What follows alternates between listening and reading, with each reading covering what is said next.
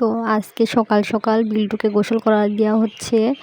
এই তো আমাদের বাবুর আব্বু বিল্টুকে গোসল করাই দিচ্ছে। বিল্টুর গা দিয়ে কেমন একটা গন্ধ বেরোচ্ছে। বিল্টুকে বেশ কিছুদিন গোসল করানো হয়নি, প্রায় 10 থেকে 11-12 দিন হয়ে যাচ্ছে গোসল করানো হয়নি, তাই সাবান দিয়ে গোসল করাই দিচ্ছে। আমি বলতেছি ওকে বাহিরে বের করে গোসল করাই দেন, না ও খাঁচার মধ্যে থেকে বের না করে খাঁচার মধ্যে থেকে গোসল করাই দিচ্ছে। আর বিল্টু অনেক ভয় পাচ্ছে। ভয় পেয়ে দেখেন কিভাবে খাঁচার উপরে উঠে বসে আছে আর ম্যাও ম্যাও করে কান্না করতেছে। ও এখন গোসল দিবে না।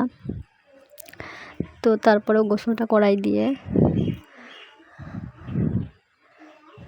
বাহিরে এখন একটু রোদে দেওয়া হবে। এখন একটু সকাল থেকে রোদ বের হয়েছে, আবার এখন কিছুদিন ধরে রোদ হচ্ছে, বৃষ্টি হচ্ছে, মানে রোদ ঝকঝকা রোদ দেখার পরেই বৃষ্টি চলে আসছে।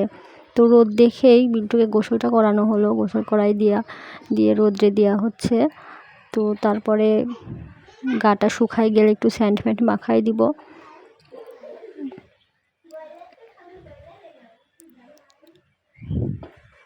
তো দেখতে থাকেন আজকের ভিডিওটা। সকাল থেকে শুরু করলাম আপনাদের ব্লগ ভিডিও দেখার জন্য, রিকোয়েস্ট রইল। আসসালামু আলাইকুম, কেমন আছেন সবাই? আশা করি ভালো আছেন। আমিও আলহামদুলিল্লাহ ভালো আছি। তো আমি আজকে আপনাদের সঙ্গে শেয়ার করব ঈশ্বরদীর পাবনার বিখ্যাত আলুঘাটি রেসিপি। তো আমি আলুগুলো কেটে যে একটু গোশ মাশ দিয়ে সব কিছু দিয়ে কাঁচামরিচ পেঁয়াজ রসুন এগুলো সব কিছু হলুদ লবণ দিয়ে এগুলো সেদ্ধ করে নেব। সুন্দর করে সেদ্ধ করার পরে ওইদিকে আমি রান্না করতেছি, বাবুর সুজি দুধ রান্না করতেছি, আর এটা সিদ্ধ বসিয়ে দিলাম। তো এভাবে সেদ্ধ করার পর হচ্ছে ঘাটিটা করে নেব। তো আমার সেদ্ধগুলো হয়ে গেছে, এখন ঘাটিটা করব। সুন্দর করে ঘাটার পর হালকা পানি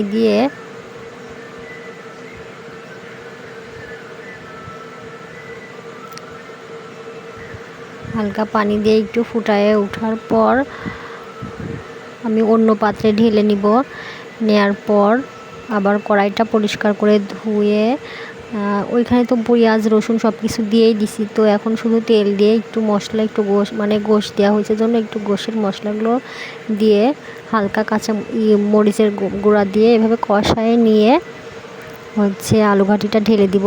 তো আমার হয়ে গেল, একটু ফুটানোর পরে হয়ে গেল আলুঘাটি। এবার খাবার পরিবেশন করব।